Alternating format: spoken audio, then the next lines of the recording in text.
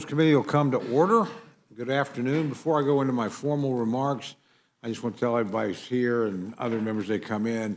Obviously, we have the White House Christmas party tonight. I know a lot of people are trying to make that with family, so I would ask everybody to just move as quickly as you can so that those who are participating in that event have an opportunity to do so on time with their spouses or whoever they're taking to the event. Our adversaries are evolving their methods and shifting their targets.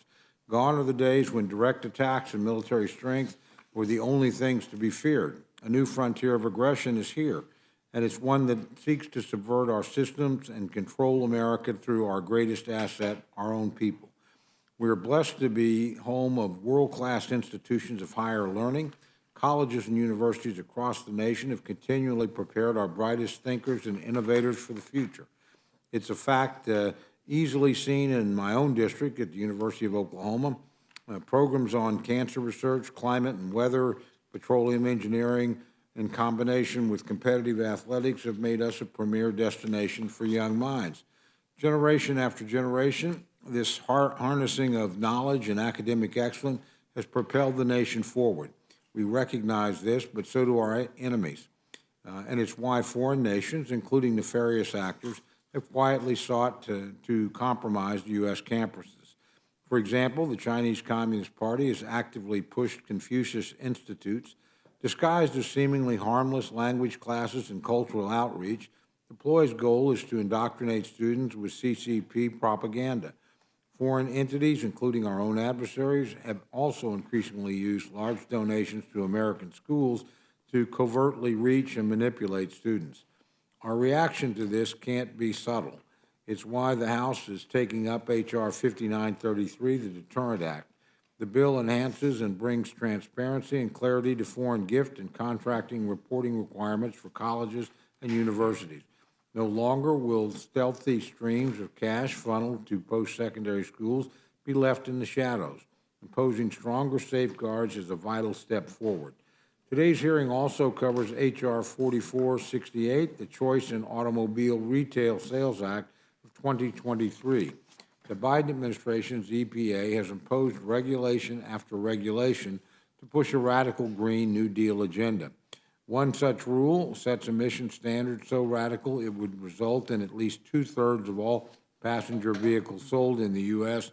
to be electric by 2023. These emission guidelines defy reality and strip Americans of the ability to make their own purchasing decisions. They also egregiously overlook the dramatically higher costs and a serious lack of charging infrastructure that consumers would face. Americans should be free to choose the type of vehicle that is best for them, not the type of vehicle that faceless bureaucrats in Washington want to think is best. H.R. 4468 will ensure that they can continue to do so. Finally, our last agenda item is the House Joint Resolution 88, a resolution arising under the Congressional Review Act that disapproves of the Biden administration's most recent student loan plan. Held hostage by the approval of progressive voters, President Biden last year attempted to illegally cancel $400 billion of student loan debt. The move was struck down by the Supreme Court, and a mere 10 days later, the White House pushed another scheme. They are now pushing forward the costliest regulations in U.S. history under the guise of cutting student loan repayments. If that sounds contradictory, it's because it is. The math simply doesn't add up. The move is estimated to cost anywhere between $250 to $475 billion, and it's the American taxpayer who will foot the bill. Let that sink in for a second. With the stroke of a pen, President Biden is attempting to spend hundreds of billions of dollars, none of it approved or appropriated by Congress, and all of it that must be borrowed. If allowed to remain in force, President Biden's wildly expensive plan will force Americans who either never attended college or paid for college themselves to bankroll student loans incurred by those who did not. This is not only outrageously expensive and not authorized by Congress, but it's also incredibly unfair. House Joint Resolution 88 would stop this debt transfer and remind the Biden administration that there are limits to their power. The Constitution states that it is us, Congress, that makes laws, not the president. If the president continues to ignore the requirements of the Constitution, it's up to Congress to stop him from doing so. Today, we're doing just that. I now yield to our ranking member, my very good friend, Mr. McGovern, for any remarks he cares to make. Well, thank you, Mr. Chairman. And I'm going to keep my comments today very, very brief. Our hearing this afternoon covers three measures. First is H.R. 5933, the Deterrent Act. We can all agree that there ought to be transparency with respect to higher education institutions getting money from foreign entities. Thankfully, the Biden administration worked to improve compliance with existing laws, and as a result, over $1.5 billion more per year have been reported publicly under this president than the prior one. Instead of building on that progress, the majority's bill simply adds onerous new reporting requirements that will make it harder for our higher education institutions and researchers to remain number one in the world. Second is H.R. 4468, the Choice in Automobile Retail Sales Act of 2023. Yet again, Republicans are putting polluters over people and picking winners and losers in our transportation sector. It is just outrageous that this majority continues to actively fight against innovation, against lower energy costs, and against the private sector making manufacturing decisions based on what people actually want. Finally is H.J. Res. 88, a bill which would block the Biden administration from implementing a new income-driven repayment plan to help save borrowers money. It seems that Republicans are willing to stop at nothing to prevent hardworking Americans from getting student loan relief. And this is just another attempt to attack the Biden administration for addressing the serious financial concerns of low and middle-income student loan borrowers. With that, Mr. Chairman, I look forward to a productive conversation, and I yield back my time. I thank my friend. Without objection, any prepared statements that our witnesses may have will be included in the record. I'd welcome our first panel, Representative Tim Walberg and Representative Scott Peters from the Committee on Energy and Commerce. Representative Walberg, I welcome your testimony. I thank you, Mr. Chairman, and good to be with each of you, my colleagues.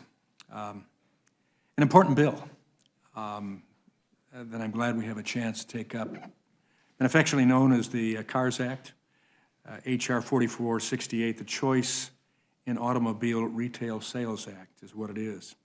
It's led by myself and Congressman Clyde. This bill would ensure Americans, not the federal government, are deciding which vehicles best suit their lives.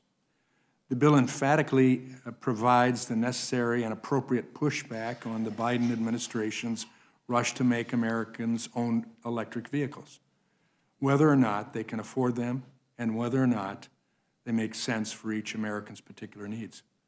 These efforts to remove the dominant engine type used in American vehicles and drive a completely different, limited set of engine replacements is divorced from reality and unaffordable and impractical for most Americans.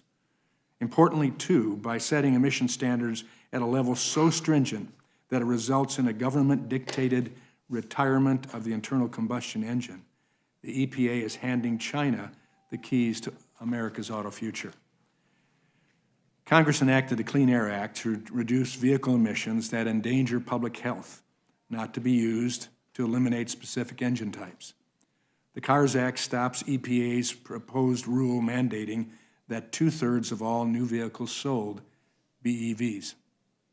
Next, the bill prevents EPA from mandating the use of specific technology in new motor vehicles or issuing rules that result in limited vehicles options based upon the vehicle's engine.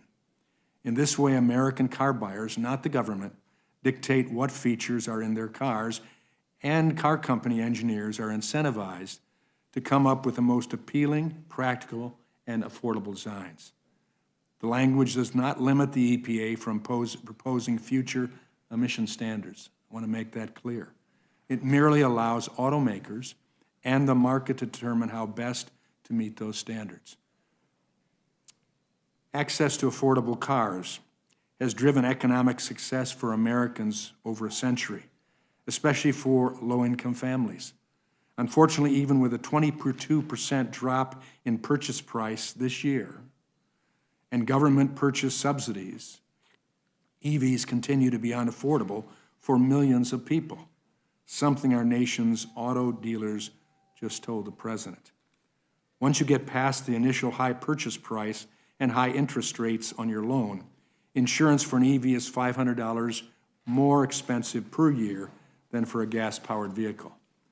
The Anderson Economic Group found that the entry and mid-level electric cars and SUVs cost more to charge at home and in public than it does to fuel a comparable gas-powered vehicle. Most of the country also lacks the charging infrastructure needed for 100% EVs.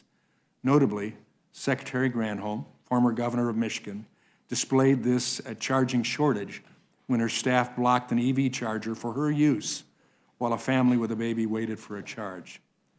No matter how much money and subsidies Congress provides, the chargers and the IIJA bought are not being installed.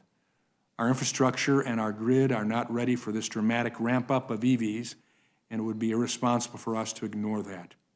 EV drivers generally get around 200 miles from a single charge, compared to gasoline vehicles getting 400 miles per fill-up. An EV range can drop by as much as 40% due to cold weather, battery size, or towing a load.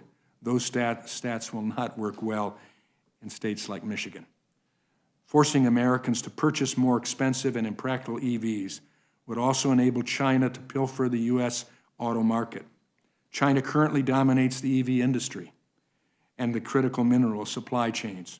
It controls some 76% of global battery cell production capacity for electric vehicles, around 75% of all lithium-ion batteries, and much of the processing and refining capacity for over half the world's lithium, cobalt, and graphite. And China is taking steps to build an EV foothold in Mexico, specifically so it can access the U.S. market. Most of China's major auto companies are already well established in Mexico, with plans to continue investing. In conclusion, we cannot allow the federal government to dictate the cars people drive across the country. We cannot hand China the keys to our auto future. This is why I encourage support for H.R. 4468. With this legislation, we can ensure Americans have access to affordable, reliable, and functional means of transportation, which should be a bipartisan goal. I'll never forget the time as a freshly minted member of Congress here, sitting next to my good friend and former colleague, the late John Dingell, as he was explaining the new EPA CAFE standards to Sergio Marchionne, who was the head of then Chrysler Daimler. I'll never forget, after hearing the standards, the CAFE standards, Mr. Marchionne turned to the chairman and said, "Mr. Chairman, thank you for telling me what you want. Now I would plead with you. Just get out of the way. Let my engineers, my designers, and my customers decide how we meet those standards. And Mr. Chairman, we will." That's all we're asking with this legislation here, and I appreciate your consideration and support. Thank you very much. Representative Peters, you're recognized for your opening statement. Thank you very much, Mr. Chairman. Thank you, and to Ranking Member McGovern for holding today's hearing on the Choice in Automobile Retail Sales Act of 2023. This bill is a not even very veiled attack on electric vehicles, on efforts to address the climate crisis, the competitiveness of our domestic auto industry, and technological innovation in our domestic auto industry. The bill would block EPA's proposed vehicle emission standard for light and medium-duty vehicles beginning in model year 2027. Emission standards that are required to be set under the Clean Air Act to protect our children from breathing in harmful fumes. According to the American Lung Association, EPA's proposal is expected to avoid 10.7 million lost workdays, 2.2 million asthma attacks, and 89,300 premature deaths. Not to mention, EPA projects the rule will provide $1 trillion in net public health benefits. So for all the talk about costs, you won't hear the majority mention these significant economic and health benefits that House Republicans' approach would deny the American people with this bill. To be clear, EPA's proposed vehicle emissions standard for model year 2027 is not an EV mandate. As required by the Clean Air Act, EPA's proposal is performance-based, not technology prescriptive. Further, as drafted, H.R. 4468 would effectively prevent EPA from finalizing tailpipe pollution regulations ever again. The bill would require EPA to ensure that future vehicle emission rules do not result in limited availability of motor vehicle engines based on engine type. Maybe that's intended to block EVs, but it could apply to all engine types: hybrid, flex fuel, fuel cell, and even internal combustion engines. It's unclear whether EPA could develop any rule to satisfy this bill's requirements, effectively preventing the agency from ever finalizing vehicle emission standards again, threatening the public health. I think we can all agree that this is an extreme policy position to take. It would stifle innovation, it would harm global competitiveness, cause immense uncertainty for our domestic auto industry, who are our vital partners in driving innovation in the transportation sector. And finally, the bill would actually require EPA to go back and revise all past vehicle emission regulations to ensure they comply with these vague metrics. H.R. 4468 would imperil consumer choice and send a signal to the auto industry and the world that the U.S. wants no part of the EV industry, ceding our global clean energy leadership to our competitors, including China. So as we head into global climate talks at COP28, the contrast between Republicans and Democrats here in the House could not be clearer. We Democrats are showing the world we are serious about combating the climate crisis by promoting domestic manufacturing, spurring innovation, and prioritizing economy-wide emissions reductions.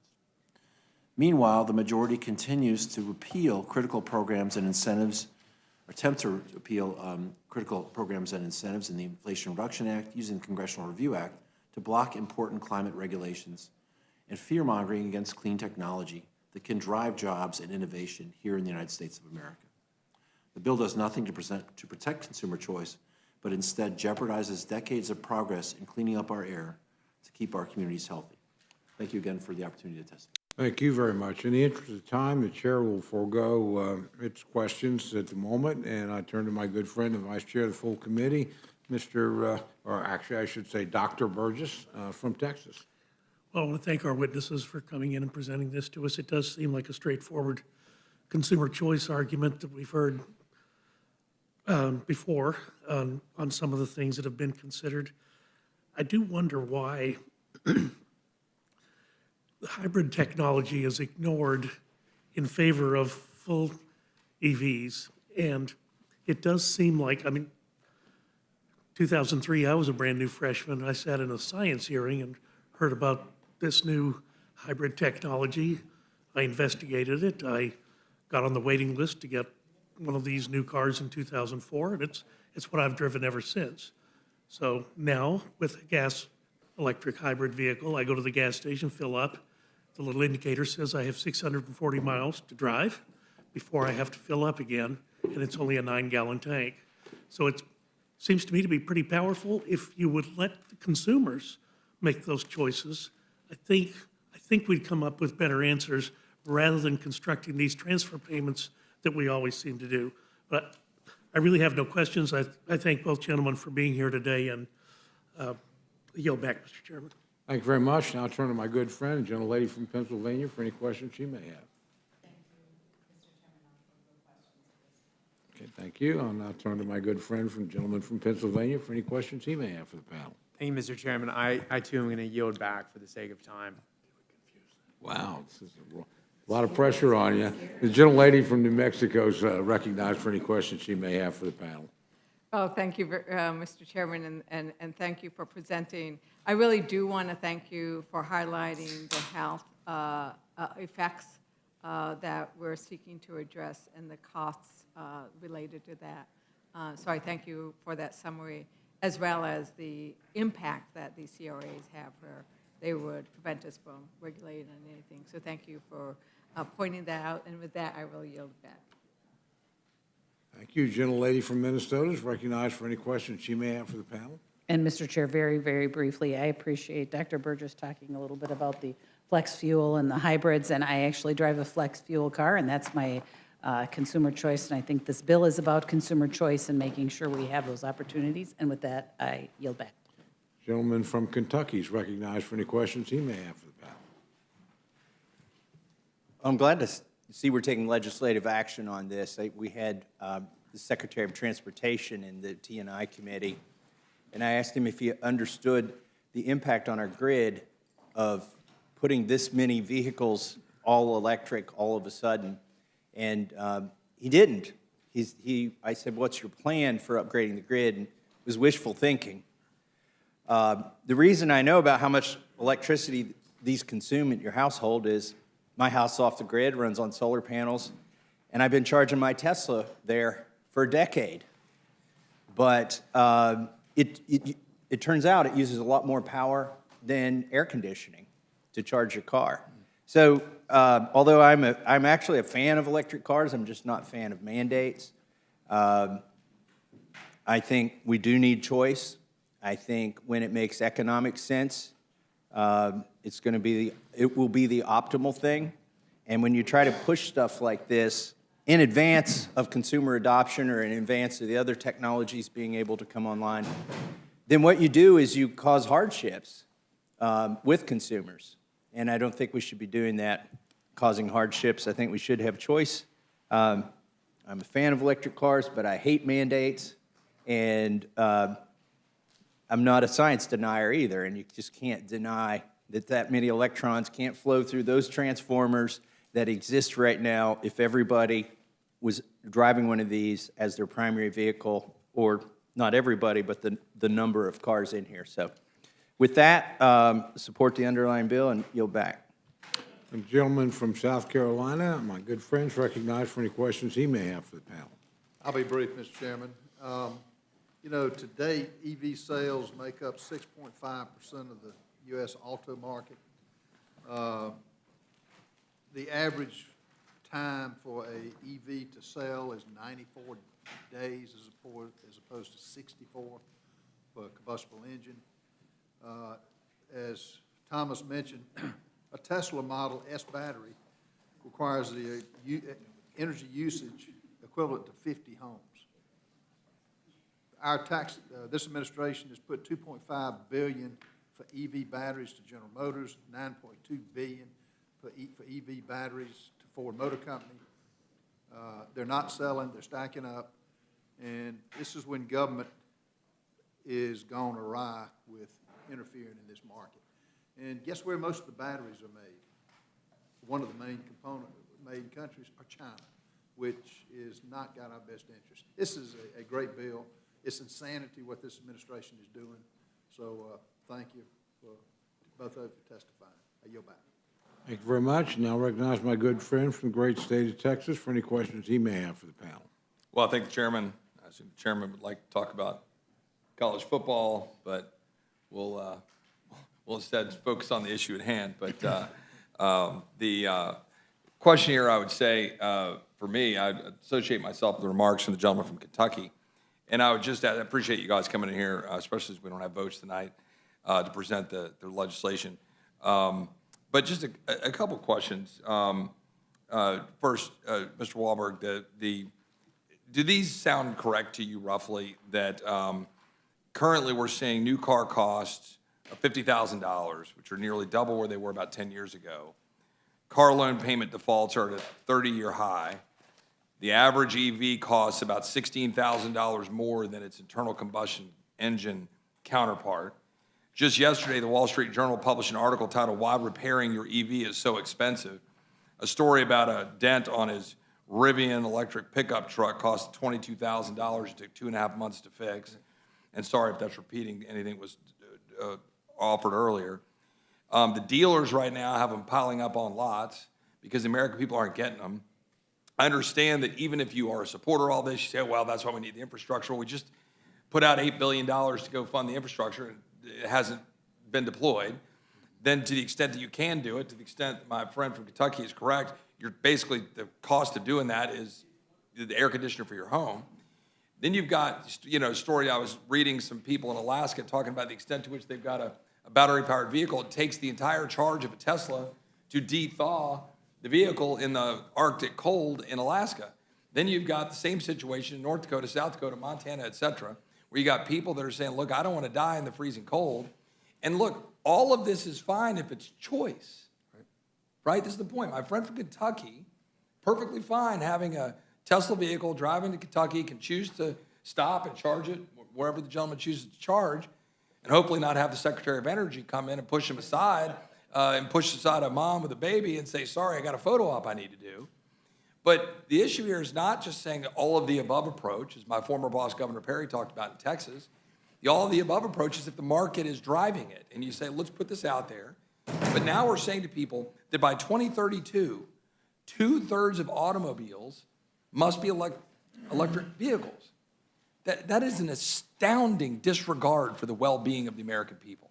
An absolutely unbelievable display of hubris by government leadership, forcing people into poverty, forcing people to be unable to actually go about their lives, get jobs, be able to take care of their families with vehicles that are more expensive to maintain, may not serve their function if they're in the freezing cold in North Dakota, may not serve their function in other capacities, putting aside all the side costs, putting aside the battery materials, putting aside the child labor around the world that produces the materials for not just solar panels, batteries, and so forth. I just wonder if the gentleman could expand on the extent to which this will be destructive of the American industry, but also in favor of China and some of our competitors and adversaries around the globe. But importantly, what this means to the average American family. I know you spoke about it before, but this is just, it merits fixating on this. This is not just something you just pass and go, oh, isn't this nice? Got a rule that the administration is trying to dictate through fiat from the executive branch without input from Congress to just dictate all these automobiles. And guess what? The supply chains mean that starts now. If this rule goes into place, it's purposeful, and it happens now. We bankrupt families, and we give them the inability to have the automobiles they need to care for themselves and their families. I wonder if the gentleman could expand on that. Yeah, I'm just looking for a few things that you didn't cover. Yeah. That was an expansive list you put together there. And I think, you hit on the key costs that will be brought in, not only for the original purchase price, when you figure how long it takes to get to a place where an EV will surpass what an internal combustion engine is for cost. It's about 10 years and a minimum of 28 to 50,000 miles. But I think when you're talking of the environment concerns as well, about health concerns, right now, Michigan, not even putting into place of what California has to care for and taking out what's coming across from China in the air. Michigan, 8% of what we have to clean up in our air comes from China, who is ultimately going to benefit the most from having EVs. And what they're doing is producing more and more greenhouse gas, more coal-fired plants to build up their energy capabilities for their manufacturing. So when you add all that cost to it, plus 500,000 tons of ore, the various types of ore that goes into a battery, it takes 500,000 tons. Think how much greenhouse gas, carbon exhaust that comes out of all of that to build one battery. So I agree with that. And Mr. Peters, I'll try to ask this, not like in a gotcha way. I'm just trying to figure out, from California. And, Governor Newsom, I think last year in that heat wave, was quoted as saying, we're not saying don't charge your EVs. We're just saying please don't charge them between 4 p.m. and 9 p.m. And I guess my question is when that's what we're doing to the average family and worker, like, what do they do? What do they say? I mean, that's my predominant concern here is that we would have to produce 50% more electricity, I'm told, different studies, different reports, I get that, than we do right now if we converted all our cars to EVs, right? And so it's some massive amount, which we're doing heavily by wind and solar, which has obviously significant reliability concerns and impacts. We're not producing nuclear, which would be the most reliable power that doesn't generate CO2. And so I'm just trying to figure out how on earth we can have a mandate that within 8 years, and the supply chains start now, that we convert the whole world to 2/3 EVs and not see that that's going to destroy productivity in the American family and the hard worker. So I'm just curious the perspective on that, we should be checking the administration on this one. Well, thanks, Mr. Roy. It is, the rule is not a mandate. The rule is an emission standard. And it allows people to, if you can comply with the emission standard, you can sell any car that complies with the emission standards that require you to buy an EV. I would just say, too, one of the discussions here I hope we will follow up on is that we expect that there are a lot of reasons why load growth is going to grow a lot in the United States for electricity. We need to improve the grid. We need to make it more reliable, more secure, and I'd like to work with you on that. I'm also trying to promote permit reform to make all these investments go faster. So I think there's lots of reasons to be concerned about the grid, but load growth is going to be something that we all be concerned with, and it's a larger issue than just EVs. Well, Mr. Wahlberg, I wonder if you have any thoughts on that, about what we just articulated. And I mean, the EVs have an average range of 234 miles in a single charge, while the average gasoline-powered vehicle can drive 403 miles with a full tank. And you can, by the way, go get gas and keep going. And so that's a real concern. Meanwhile, we're going to say to people, as Gavin Newsom did in California, sorry, you can't charge your cars during this window, or we're asking you not to. Meanwhile, an electric car will generate just 23% fewer greenhouse gas emissions than a gasoline-powered car when you take it in totality, how we're getting our power. And if every car on Earth were electric, that translates to a mere 1.8% decline in total emissions. Maybe that's accurate, not accurate. We can go or have a debate about statistics. But the fact is, we know from everything I've read, it's a minuscule impact on the relative production of emissions compared to the, for example, 1,100 coal-fired plants in China that they're building 2 a week on top of it. Does the gentleman have any additional thoughts? No, you're absolutely right.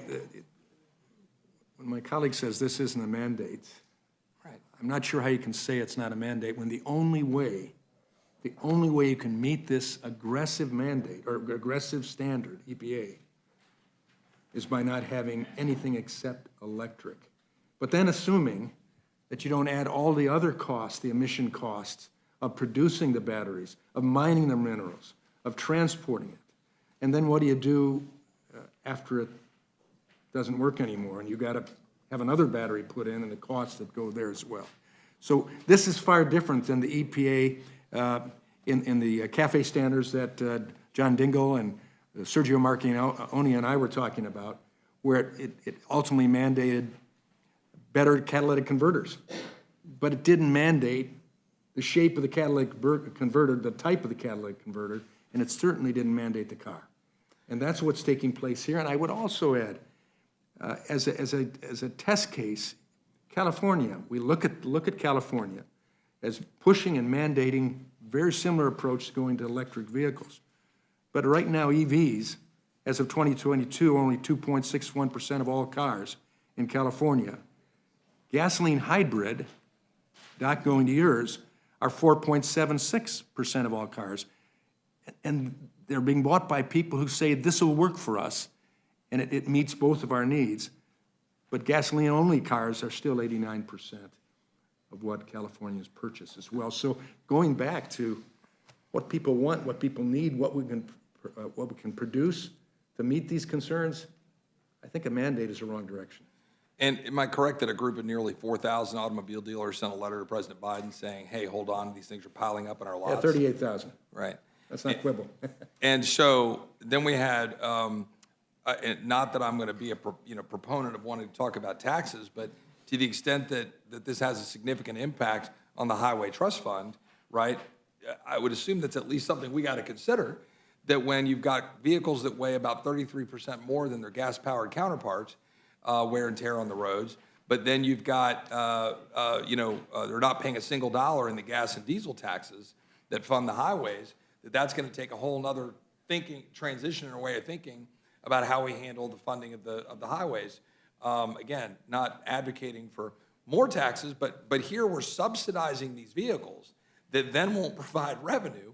And we're subsidizing the vehicles, for example, to the extent that they're going to people who make over $100,000 a year. That's who's getting the subsidies. Any other thoughts on that? That's correct.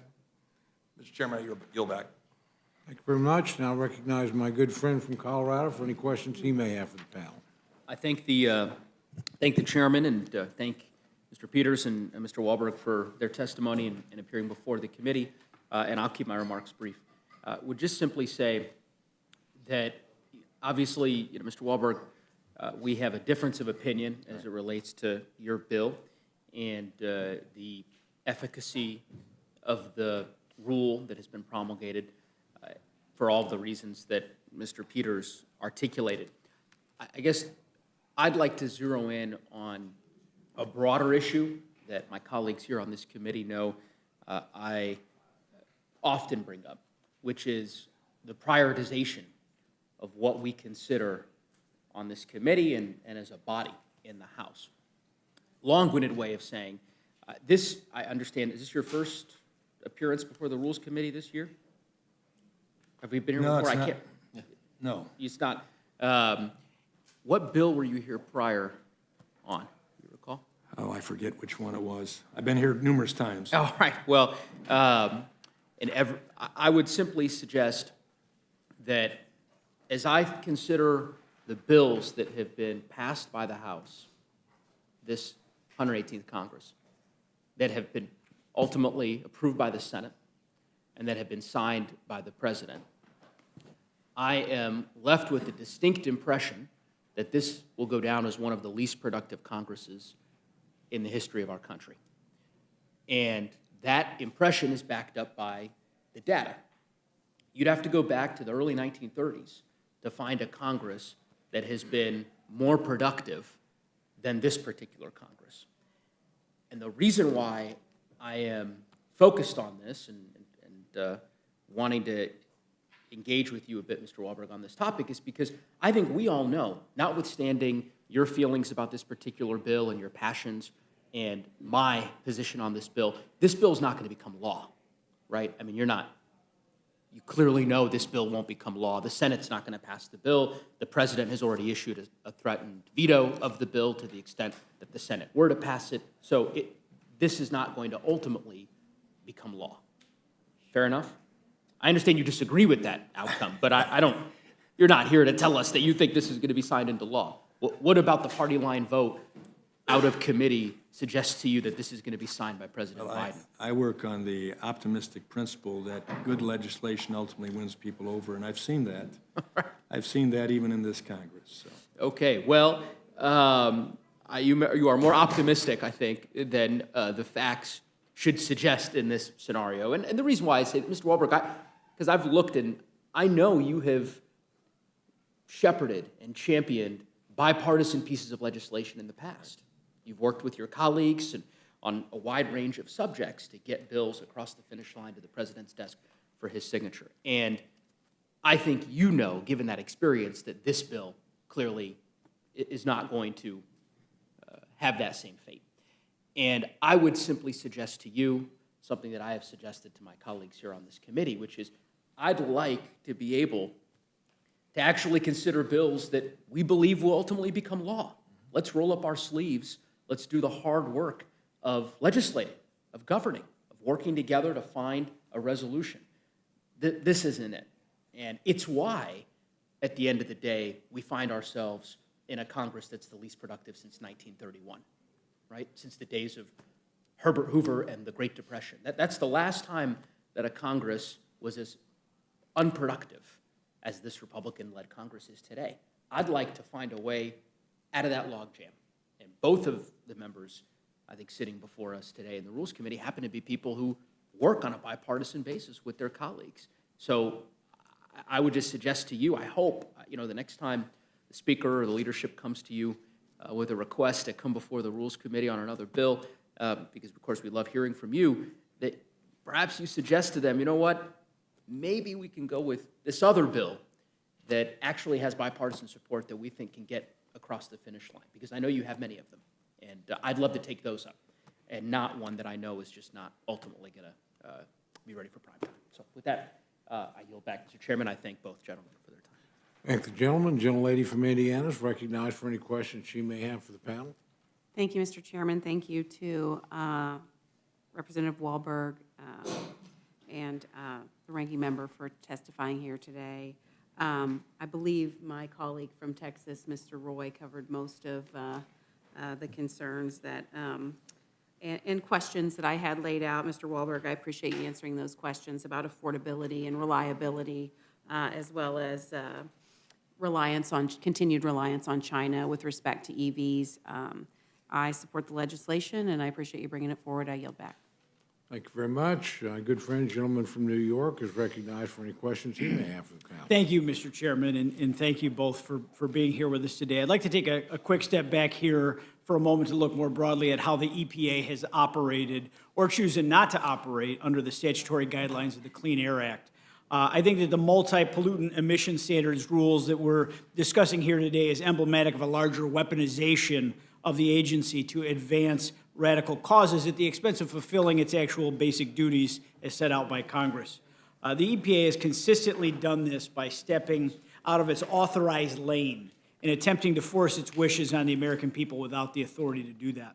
The Clean Air Act directs the EPA to reduce pollutant emissions from vehicles themselves and not force a monumental shift towards an alternative transportation technology through stringent emission standards. So in theory, the EPA could mandate the use of mass transit to achieve emissions reductions, but such an effort would clearly be beyond its statutory authority. Representative Wahlberg, can you discuss the negative consequences of the EPA exceeding its statutory authorities as set out by Congress in carrying out sweeping new policies like the one we're discussing here today? Well, the EPA regularly misses its deadlines for things that they already have priority and responsibility for. To put this in place at this point in time, when automatically 60% of new cars in 2030 and 7% in 2032 would be required to meet these standards, that goes beyond, as we figured, 17% higher than the president's campaign promise or called for in his executive order. So this is a EPA that, in a sense, has gone rogue, establishing a virtual mandate, if we can use that term, a virtual mandate that can't be met by anything except a vehicle itself. That won't work for most of the people. That's a major concern. Thank you. And Representative Wahlberg, not only are these emission standards outside EPA's authority, they were promulgated by people who seem to be willingly ignore real-world impacts on these policies. As my colleagues have pointed out today, in colder weather areas, battery performance can be decreased by as much as 40%. Add on top of the fact that EVs have a limited towing capacity, and you have a vehicle with a performance that is substantially worse than the nameplate performance. In my district, it's both cold, and we have vast agricultural footprint. This proposed rule would mean farmers of all varieties that rely on pickups for farm work would be severely impacted by the proposed actions. Representative Wahlberg, in your view, would the EPA's proposed rule, if finalized, result in harm to the future of the American agriculture industry, and would it put farmers and ranchers at the mercy of unreliable and unaffordable forms of transportation? Thanks for asking that question. My district is heavily agriculture. They would like the F-150 for charging between the next Farm Bureau meeting and their farm, because it's fun to drive. I've driven it myself.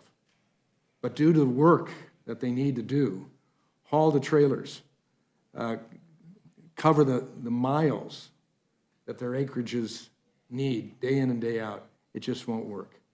They're very concerned about this, and it goes away, especially in the sense of the fossil fuel industry with corn growers. They would like to see a means by which we can clean it up. They think they can with ethanol, as opposed to mandating something that will take away what they have in place, what they can work on, and what works best for their industry. Thank you. I wholeheartedly agree with you. I hear many of the same concerns from my growers and farmers in my district. Affordability, reliability, and consumer choice, they have got to be at the heart of our country's energy future. Thank you for your leadership on this legislation. I'm proud to be a co-sponsor, and I look forward to its consideration on the floor. I yield back, Mr. Chairman. Thank you, gentlemen. I want to thank both our witnesses for testifying today, and both gentlemen are excused. Thank you. Thank you. See you at COP 28. It's a Thursday on a plane, right?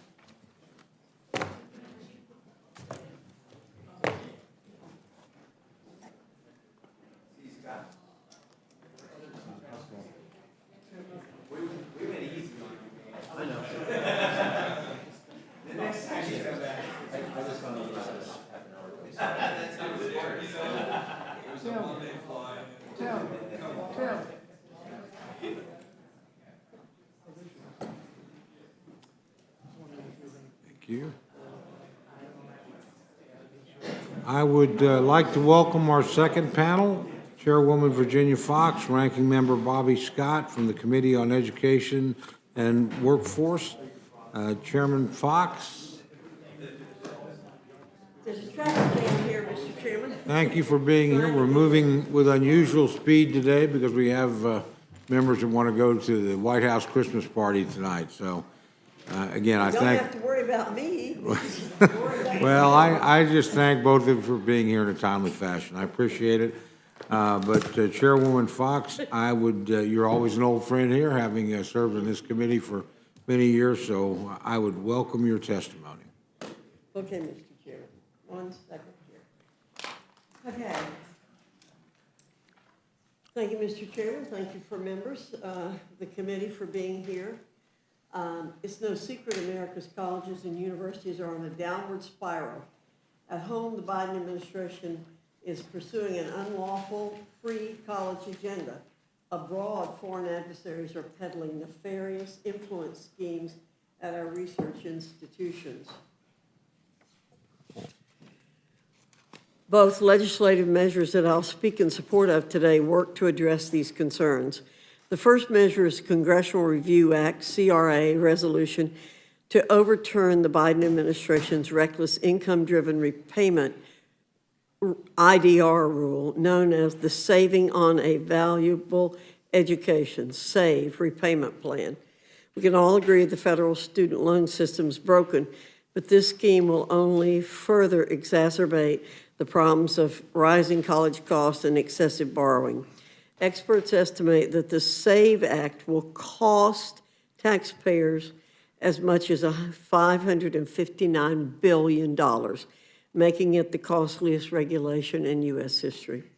The reality is the Biden administration and its allies are using backdoor free college policies to enact their socialist fantasies and curry favor ahead of the next election, all at the expense of the American taxpayer. Democrats always talk about fairness, but there's nothing fair about the 87% of Americans who don't have student loan debt taking on the debt of the 13% who do have loans.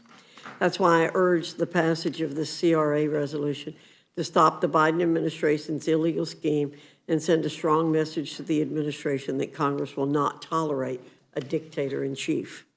The second measure is H.R. 5933, the Deterrent Act, which brings much-needed transparency to the financial ties that our universities have with foreign entities.